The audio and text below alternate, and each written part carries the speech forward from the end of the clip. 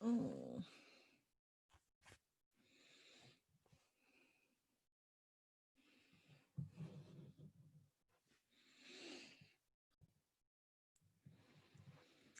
Hello and welcome to this afternoon's live video with you. We're continuing our theme this week and we are looking at the top five areas I think you need to consider when you are reviewing your safeguarding procedures. I'm Kate Young and I'm the founder of the Safeguarding Association, and I'll be with you this evening as we work our way through these top areas to consider. In a recent video last week, we were looking at the top 10 areas to consider when you're reviewing your safeguarding policy. Most of the areas to consider with your safeguarding policy are the same for your safeguarding procedure. But I've added another 5 that I think you need to consider specifically for your safeguarding procedure, particularly if you are holding or having this document as a separate document to your policy. So the top 5 are: number 1, is it up to date? Your procedure is only as good as the version you are using. There is no point having an up-to-date policy but not having an up-to-date procedure. In terms of your safeguarding procedure, in terms of it being up to date, I don't just mean, is it up to date with the legislation and guidance, i.e., does it comply with keeping children safe in education, and does it comply with working together to safeguard children? Remember, keeping children safe in education is about to be updated, so there'll be a 2020 version, and working together to safeguard children is still the 2018 version as updated. So does it comply with both of those documents? And does it reflect the guidance that's in there in terms of the different types of harm, if that's where you're choosing to place your categories of harm rather than your safeguarding policy? So is it procedurally accurate? Is it in terms of, is it covering the relevant guidance in terms of, secondly, when you're thinking about, is it up to date? If you've got names in there, is it up to date in terms of their names and their contact details? Have they moved officers? Have they moved roles? Is that role vacant? Is it up to date in that respect? And thirdly, if you're reviewing it to make sure it's up to date, if you have any links inside your safeguarding policy, so your safeguarding procedure, are those links still accurate? Are they still relevant? Do they still work?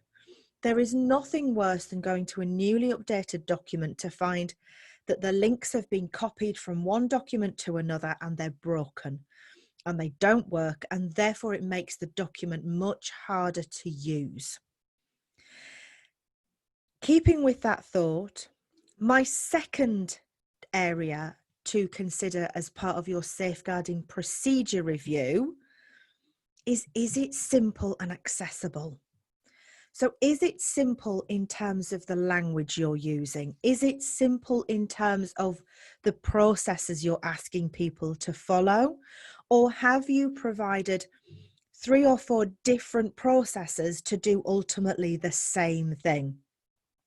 Because if it isn't simple and it isn't accessible, it isn't going to be used and you're going to be in a worse position than you currently are. So think about the language, the layout, the ease of use of this document. You want it to be used, you want it to be followed. Does your document make that easy? Number 3 of my top tips and top areas to consider as part of your safeguarding procedure is, does it actually work? You can spend ages creating these documents. You can spend hours recreating flowcharts, recreating different steps and procedures. But do they actually work? Do they work for you? Do they work in practice? Are they simply lifted from one document to another? Are they steps that you're asking to complete that are actually actionable? So can you go from point A to point E all the way through? Or is it complicated? Or does it fall down at certain points? Because actually, this particular section here is no longer relevant for our organisation or doesn't fit with what we now currently do. So does it work in practice? Which leads me to number 4. Is it relevant? Is it relevant to your organisation? Is it a document that actually meets the needs of the way you are working? Is the language congruent with the language of your organisation? Not to make it overly complex or to use lots of jargon or acronyms, but does the actual procedure work for your organisation? Is it relevant for what you are doing? For example, if you work with over 18s, so you maybe work with 18 to 25-year-olds, but you are using the safeguarding procedures for the under 18s that you've taken from working together or somewhere else, is that going to work for your organisation? Are you going to be able to follow that through to get the results that you need to get in order to protect those that you're working with? Or would you be better looking at it from a Care Act and Vulnerable Groups Act perspective rather than a Children Act, keeping children safe, working together aspect? So does it work for your organisation? And finally, when are you reviewing this? How often are you reviewing what's in there?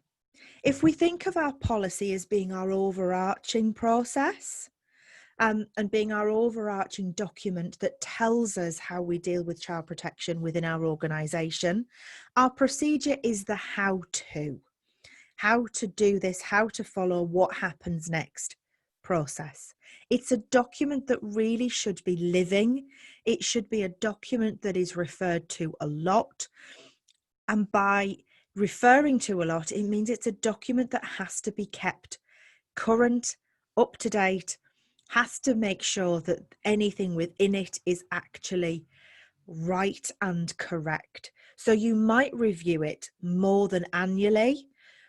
You might be reviewing it every 6 months, but you might review it intermittently if you're aware of any changes. But have a process in place that alerts you that if there's a personnel change, if there's a procedure change, that you take a look at what your safeguarding procedure actually says and you make it relevant and you make sure that it works for you. Thank you for listening. If you've got any questions or comments, please feel free to leave them below. Otherwise, if you want to sign up for my next safeguarding briefing, where I'll be sharing more about what's happening currently for children and young people and professionals, then please sign up at the link that I'll put in the comments in a moment for you. Until next time, stay safe and I'll see you later.